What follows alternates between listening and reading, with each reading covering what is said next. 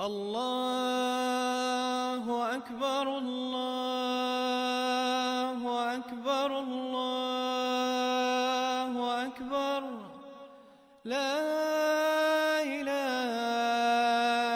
إلا الله الله.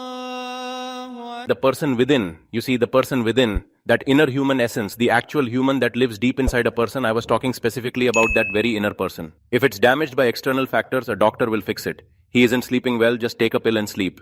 Maybe some chemicals are out of balance, but if it's not due to external causes and is an internal flaw instead, then this is not a matter for psychological professionals or regular medical doctors to handle at all. Whose work is it then? It is the work of the prophets. And after the prophets have gone from this world, it becomes the responsibility of those who carry their sacred message, those who are the true heirs of the prophets and follow them faithfully. They are only the scholars, none besides them. Specifically, the practicing scholars who act on their knowledge. A scholar who possesses true and authentic knowledge. Apart from them, fixing the inner self is not within anyone's power or capability in this world today for anyone else. And such a scholar who has consistent practice, profound knowledge and deep experience is called a spiritual elder or a buzurg in our religious terminology and also within our spiritual vocabulary. If that's hard to understand, we could say that the inner person, without the guidance of these spiritual elders, cannot be properly nurtured or set on the right path at all, cannot be set right.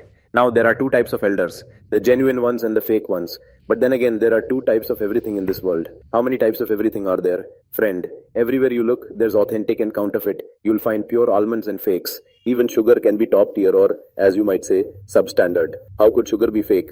That cheap sugar from utility stores during Musharraf's era was fake. You had to use twice as much just to get the same level of sweetness in your tea. That's how the government frustrated people. Someone once brought tea leaves to our house saying they are very cheap, available at half the price of the regular brand, claiming it was a bargain. They say such cheap tea is easily available in a certain place, but the reality is you need 2 full spoonfuls of that cheap tea just to get a color, while the expensive one takes only 1 spoon to give flavor. And even with 2 spoons, you don't get that flavor, do you? When the government makes things cheap, it's often a setup. This is how they deceive common people with these low-priced and low-quality products everywhere. So in everything there are 2 types, original and fake. Aren't there original and fake mobile phones as well? You have the genuine brand and then the cheap copies in the market, right? To say all spiritual elders are wrong is just ignorance. Some say their elders are wrong, well, bring your own then. But yours aren't even present in the market to begin with. Look, you must bring an elder who is qualified, because without these spiritual elders, the inner self of a person cannot be reformed or purified regardless of how many other methods you try. It's simply not possible. An elder is someone whose depth of knowledge, breadth of experience and level of piety are all far greater than the average person or any ordinary religious scholar. And they must strictly follow the Prophet, PBUH. Because without obeying the Prophet, you cannot fix your inner self on your own, no matter how hard you try or how intelligent you are. If he cannot reform himself, how will he ever reform others? This is the claim of Islam.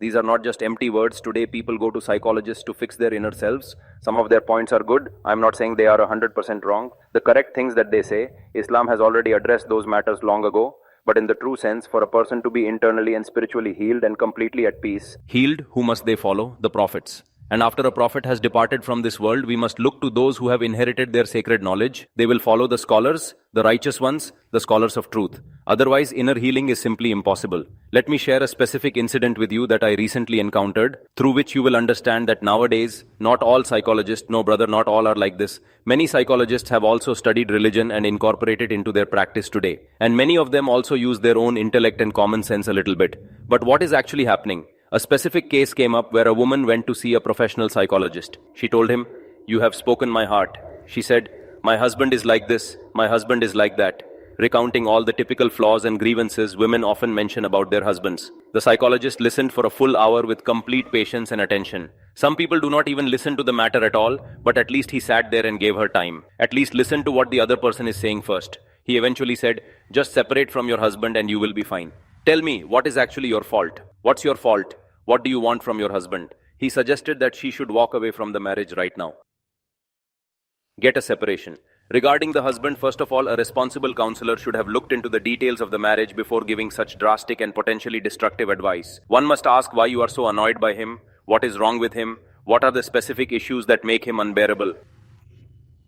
Do you understand? When asked about his faults, does he provide? Yes, say he provides food, shelter and all the basic necessities of life. Regarding marital intimacy, sometimes it's missing for years, causing depression. Is that present? Yes, that part of their relationship is also perfectly fine and active. Yes, those are perfectly fine as well. Is it a joint family? Any mother-in-law issues? No, he has provided a separate home just for her, so there is no interference from his parents or relatives at all. How often does he visit? He gives me plenty of time. Use your head. Once these points are discussed and cleared, you see that there are no major external reasons. Now explain to her, Madam, the fault isn't with him. Where is it? She wants to divorce and work. She has been brainwashed into thinking career is the only way. Get a job. Don't continue living your married life. She is being told that her fulfillment lies in independence and employment rather than fixing her inner self or her relationship. I won't go into much detail on this because then some people might realize exactly who I am talking about. I won't go into much detail. It's important to maintain privacy while discussing these societal trends. I am unable to speak openly because these are individual and sensitive incidents. If it were just one isolated case, we would simply say that this specific the psychologist has made a mistake. But there are many such cases occurring. In our country, most psychologists today are unfortunately following a secular path, are completely detached from religion and spiritual values. This woman is being told the solution is to get a divorce and get a job as if that will solve her internal emptiness. They don't realize that when she gets a divorce, she will face a new set of problems. From a husband who has no fault, no major fault, because I also know their circumstances personally. There is no major fault found in his character or behavior. So when she divorces and works, a woman's needs are not just a job, and a divorced woman faces significant social and emotional challenges in our society every single day. Who will she marry later? Some doctors here have no concern for this. They say what is the need for all these things like marriage and family when she can be independent. A woman might make adultery a profession. A woman could be inclined towards adultery if she is left without a family and proper support. Such absurd advice, such misguided advice. What should happen is a proper spiritual evaluation of the person's internal state and their real needs in this life. That a woman should be taught that, Madam, Allah has granted the husband such a great right that if prostration were ordered, she would be told to prostrate to whom? The husband. When he comes to his wife repeatedly, he is labeled as being lustful by modern psychologists, but it could also be said that he loves you so much that he cannot live. He cannot live, but how is it being interpreted? That he is lustful and kept her only to fulfill his desires? Why take everything in a negative way? I know many such female psychologists whose own homes are broken and unhappy. Their personal lives are in a total mess and they are not settled. Look, I am not talking about any specific psychologist. They are not all the same. Some are good, but many are carrying their own traumas into their professional counseling. Lest you want to explain to some doctor that this is about you. I know such psychologists who, while counseling people day and night, became patients themselves. Repeatedly became patients of depression themselves and eventually lost their mental balance. They do not have the strength to endure grief. Do you understand or not? So, to fix the inner man, my brother, this is a task that requires a connection to the divine and the teachings of prophets. This is not the job of doctors. Even a doctor should ask the prophets how to be well from within. This is not the job of medical or psychological practitioners. A human being has two dimensions. One part is the body, the physical form. Many of our psychologists are educated by Westerners. One doctor said something quite strange, even though he has a huge following on YouTube and a very polite, sophisticated way of speaking that attracts many listeners today. I was listening to his speech, and he claimed that the history of nikah, of marriage, goes back only to 5,000 years before the time of Christ. Meaning this custom of marriage only began about 5,000 years before the era of Prophet Jesus in our human history. I thought, just look at that. It is such an illogical and scientifically baseless thing for a professional to say. Such an illogical point, and the person making such an illogical claim is providing life counseling and guidance to thousands of people who follow him on social media. He's trying to fix the inner person. Remember, fixing the outer body is relatively easy, but to truly fix the inner self requires a much deeper understanding. Your own mental level and spiritual depth needs to be much higher. Do you understand or not? This would mean that if we believe his claim, we must also accept that before 5,000 years prior to Jesus, the entire world's population was living in constant adultery and absolute immorality without any rules or family structures whatsoever. As if some round-table conference suddenly occurred where they all resolved to start living a life of marriage. Did all the primitive humans suddenly decide to become civilized overnight? It's ridiculous. Is this rationally possible? Meaning they suddenly became so civilized and then the custom of marriage began all over the world simultaneously? This contradicts everything we know about history. Then why has it ended just a century or so ago? Because a white man wrote it, some researcher, perhaps the gentleman read it in some book and took it as truth. The white man wrote it. And why did he do that? Because if you admit that marriage has always existed from the very beginning, then you must logically accept the existence of the prophets. Do you understand this point? Because without the divine teachings of prophets, man simply doesn't follow these social rules by logic. Logic won't tell a man living in the wild that he must commit for life. That friend, we should live life by having a proper marriage. He is in the jungle. Until some prophet comes to guide them, they wouldn't think of such a system. Until then, the custom of marriage cannot emerge in any society. America is trying, right? It failed, well, it is trying. To restore the family system, isn't London trying? They've even given a girlfriend the same status as a wife. If she stays with you for 3 months, you can't just leave her legally like you used to do, just so some relationship, some semblance of a family or some stable structure might emerge in their decaying society. Despite being so educated and technically advanced, they are failing. And having such power, they couldn't restore marriage. Yet 5,000 years before Jesus, savages had a round table conference and established it. It's a complete fairy tale, where they sat together to promote marriage. Why? Just because a white man wrote it down as his own research? I don't think you are getting it. They are so deeply impressed by the white man and his theories that they take everything he says as truth. Just say it directly. It's written in the Quran that we created Adam from clay and then created his wife Eve and performed their marriage and populated the earth with human beings. Does it feel shameful to accept this truth? Why? Because modern people will say that you are just repeating religious stories. This psychologist isn't presenting research from Westerners, but rather he's talking about the Quran and Sunnah. We won't listen to the clerics talk. He is just talking about religious matters, they say. The Quran has stated in clear terms that the foundation of humanity began with marriage, not with adultery. Adultery came later. Marriage is ancient. As the Quran says, mankind was one nation, meaning all these people followed monotheism originally. Idol worship and polytheism came much later as a corruption of faith. Idol worship is not ancient. Are you understanding this or not? The beginning of man was not as a beast, but as a noble and civilized creation of God. Man's journey started with a good human being. It's not that man was primitive and gradually became civilized through evolution. That idea is completely wrong and contrary to truth. Man was civilized first and gradually moved toward a state of being uncivilized and lost. What can we do? Our liberal class tells a backward story. They say humans lacked civilization before, but have now finally become civilized, which is the exact opposite. Religion says humans were civilized first. Slowly came incivility, polytheism, and adultery.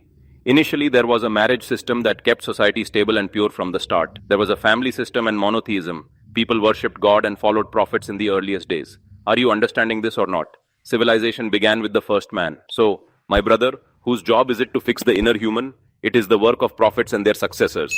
For this spiritual and internal healing, you must seek guidance. You shouldn't contact doctors for these soul-related issues. Only the teachings of prophets will fix this. So the inner reformation is a different field entirely from medical science. I was mentioning this point to you because I have personally received calls from so many people asking for help with these matters. This was back when I used to take calls all the time, once upon a time, because whenever I speak, some people suddenly get agitated. I don't know what calls they are talking about when they complain that I don't answer them anymore. Mufti Sahab, we call you, but you never pick up. Look, when I'm in the mood, I answer calls rapidly one after another, then I stop suddenly when I'm tired. You ask why?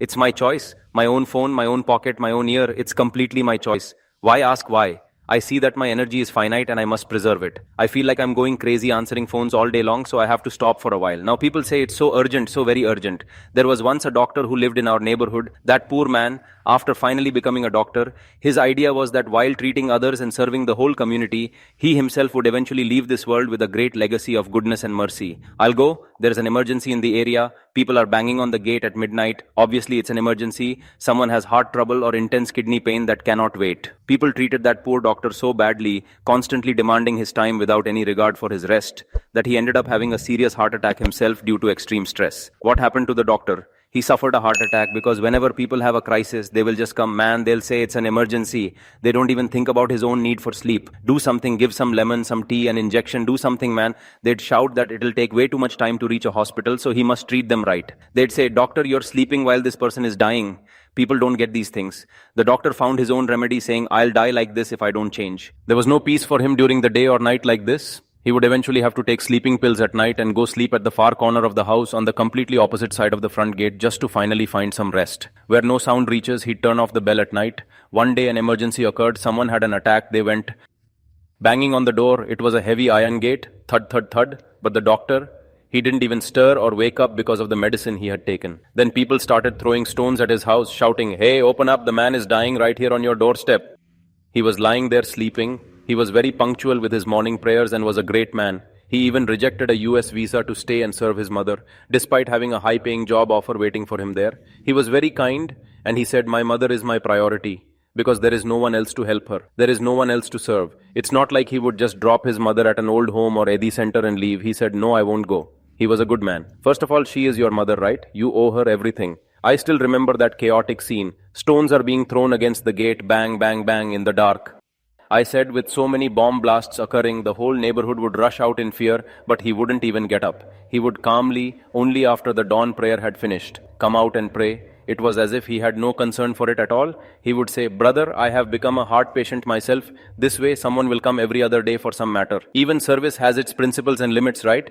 There is a proper way to help, and it must be done that way. People ask, who should we consult about our urgent religious problems? If you won't answer the phone in such an emergency, well, brother, I am not the only mufti in the entire world. There are many institutions. You can call Binori Town or others. Call Jamia Farooqia. Search on Google. You will find the number for Binori Town, Jamia Ur Rashid, and Darul Uloom Korangi. If you are in Punjab, Jamia Ashrafia's number will come up on your screen. These are all established religious institutions.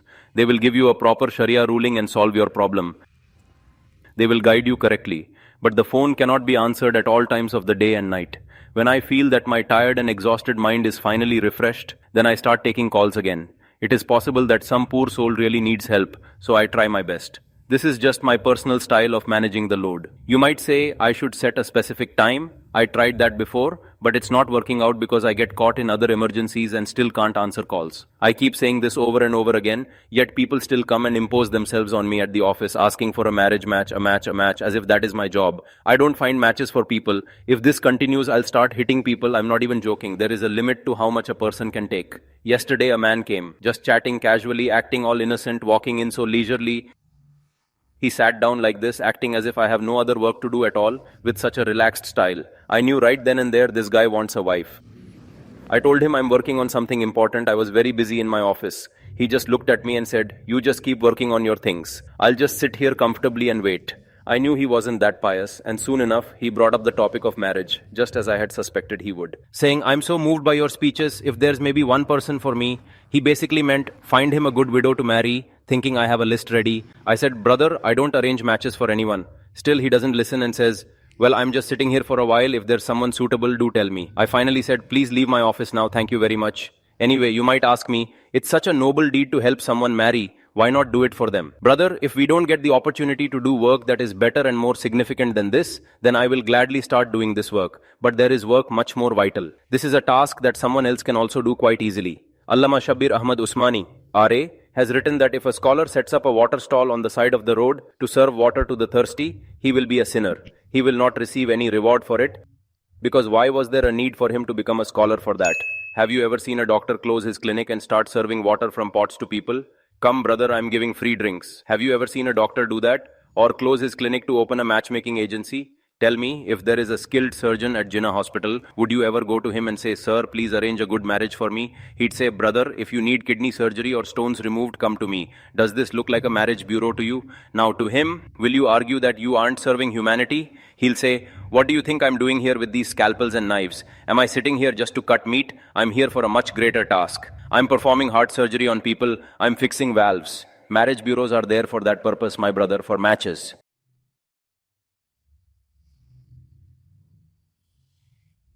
You might ask, then why do you talk about marriage so often? Well, even the Quran speaks of it and encourages it. Encouraging nikah is a scholar's topic because it is religious teaching, but arranging marriages is not a scholar's topic, understand?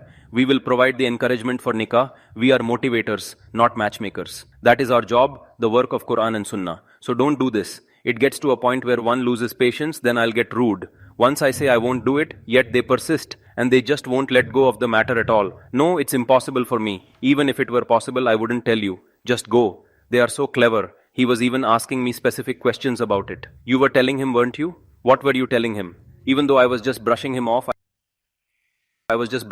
so I could get back to my work. Washing the dead is not our primary job as religious scholars. Look, we will teach you the proper method of performing ghusl, but you should wash your own dead. A man said to me, "But Mufti Sahab, it's so rewarding. Why don't you go wash the dead in the neighborhood yourself? When someone dies, why don't you go wash the body for reward?" I asked him, "Bashe, why should I wash the body? There is so much reward in it for the family." I said, "Look, bathing yourself is also rewarding if done with intention, isn't it? Don't know how to wash the dead, so you should go and wash them for reward."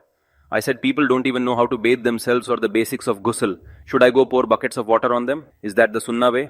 Brother, we will teach the method, whether for washing the dead or for bathing yourself, but you have to do the actual washing yourself as a relative. So you will wash your own deceased, a son for his father or brother, a daughter for her mother. Don't even get this done by the Adi center. It's a disgraceful thing. Sending the deceased to the Adi center for washing is an utterly pathetic and lazy act. It's your own father who has died, you wretches. Show respect and perform the ghusl. It deeply saddens me to say this, at least perform the final service for them yourself. Such aversion to the body that you sent it to the Edhi center, go have them bathe it too. The lack of faith and where our educated class is heading, may Allah protect us. We seek Allah's refuge 100 times from such a culture. At least let a daughter perform the final service for her mother. Let her wash the body herself with love, but instead, they act as if they have no personal connection at all. Now, this is not the religious duty of scholars, to wash the deceased or to shroud the body with their own hands. Our job is to provide the knowledge of it. Some people are now performing these tasks on a purely professional basis.